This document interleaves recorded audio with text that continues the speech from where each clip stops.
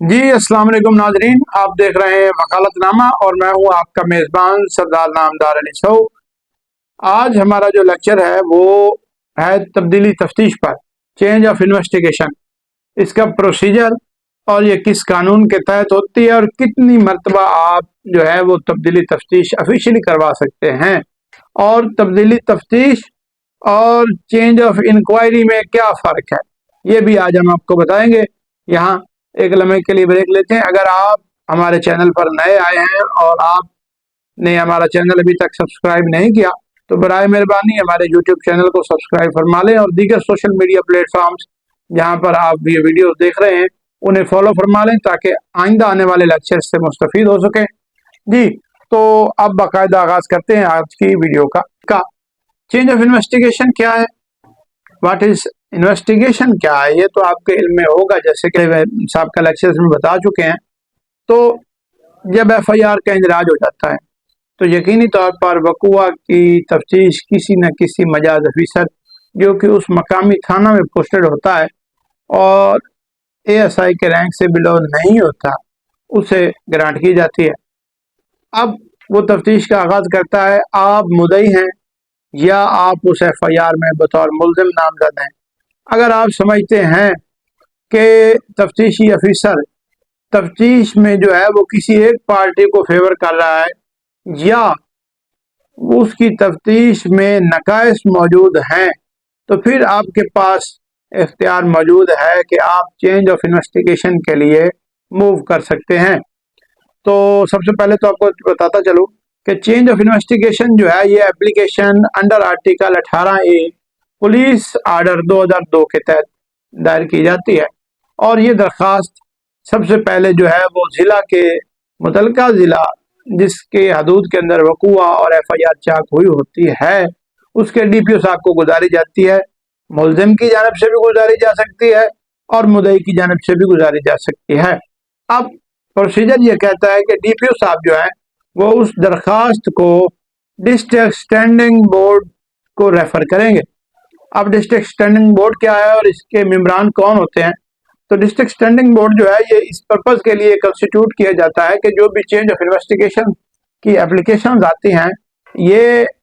उसको सुनता है दोनों फरीकैन को, और सुनने के बाद अपना तहरीरी आर्डर पास करता है। और इसके मेंबरान जो होते हैं वो एक तो सिटिंग DPO साहब इसके मेंबर होते हैं, दूसरा ज़िले के SP इन्वेस्टिगेशन जो होता है वो DSP का मेंबर होता है, और तीसरा इसमें एक SP साहब तशरीफ लाते हैं, वो रेंज इन्वेस्टिगेशन से आते हैं, जिसे हमारे यहाँ रेंज क्राइम भी कहा जाता है। तो रेंज से एक अदद SP साहब भी इसके मेंबर होते हैं। अब DSP की मीटिंग तय होती है, उस मीटिंग में जितनी भी दरखास्तें आई होती हैं जिनमें आपकी दरख्वास्त भी होगी तब्दीली तफ्तीश की, वहाँ आप दोनों फरीकैन को तलब किया जाएगा, तफ्तीशी मुकदमा को तलब किया जाएगा हमरा मिसल मुकदमा। तो जो DPO साहब हैं वो सारे बात सुनने के बाद मेंबरान से कंसल्ट करके रिटन आर्डर पास करेंगे जिसके तहत जो है वो अपना इख्तियार इस्तेमाल करते हुए तब्दीली तफ्तीश जो है मिसल पहले तफ्तीशी से लेकर किसी नए तफ्तीशी को सुपर्द कर दी जाएगी। इसे हम कहते हैं फर्स्ट चेंज ऑफ इन्वेस्टिगेशन। ये होती है जी फर्स्ट चेंज ऑफ इन्वेस्टिगेशन। अब नया तफ्तीशी जो है वो नए सिरे से तफ्तीश का आगाज़ करेगा और नए जो सबूत हैं उनको इकट्ठा करेगा, फरीकैन की बिलमुशाफा गुफ्तगू भी करवाएगा, और दीगर जो प्रोसीडिंग है उसकी इन्वेस्टिगेशन की प्रोसीडिंग वो इस वीडियो में हम डिस्कस नहीं करेंगे, वो कंप्लीट करता है और वो अपनी इन्वेस्टिगेशन कंक्लूड करेगा। जब वो अपनी इन्वेस्टिगेशन कंक्लूड कर लेता है तो अगर आप मुद्दई हैं या मुल्ज़िम आप उसकी फाइंडिंग से सेटिस्फाइड नहीं हैं तो फिर आपके पास यहाँ सेकंड चेंज ऑफ इन्वेस्टिगेशन का इख्तियार मौजूद है। सेकंड चेंज ऑफ इन्वेस्टिगेशन के लिए आप जो दरख्वास्त देते हैं वो तो ज़ाब्ते के मुताबिक IG पंजाब और या फिर एडिशनल IG जो होंगे साउथ पंजाब जैसे कि अब हमारे पास है उन्हें देंगे, या कम से कम DIG रैंक के ऑफिसर को, जो कि अब हमारे पास RPO की शक्ल में DIG जो है वो डिवीज़न लेवल पर मौजूद होते हैं। तो आप RPO साहब को चेंज ऑफ इन्वेस्टिगेशन के लिए दरख्वास्त गुजारेंगे तो DIG साहब जो RPO हैं वो भी यही प्रोसीजर अडॉप्ट करेंगे, वो RIB को आपकी दरख्वास्त जो है रेफ़र करेंगे और वहाँ RIB जो है वो आप दोनों फरीकैन को सुनेगी, तफ्तीशी को भी सुनेगी और फिर वो फैसला करेगी کہ اس کیس کی جو ہے وہ سیکنڈ چینج آف انویسٹیگیشن ہونی چاہیے، تو اس کے بعد باضابطہ طور پر آپ کی تفتیش جو ہے وہ تبدیل ہوگی اور اسے ایک اور تفتیشی افسر جو ہے وہ تفتیش کنڈکٹ کرے گا۔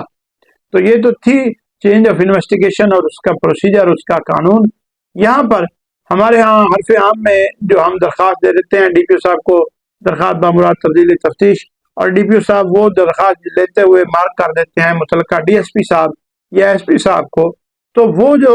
چینج ہے وہ چینج آف انویسٹیگیشن نہیں ہے۔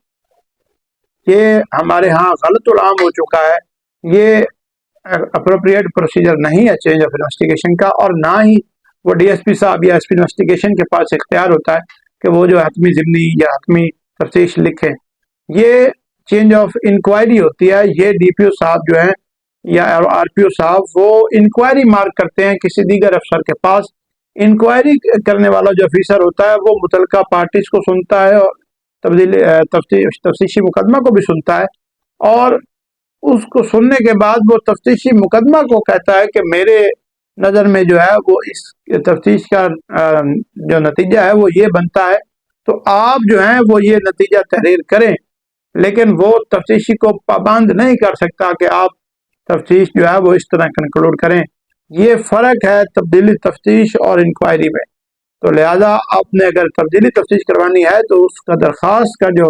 ہے ٹائٹل وہ یہی ہونا چاہیے، درخواست بامراد کیے جانے تفتیش تبدیلی تفتیش مقدمہ۔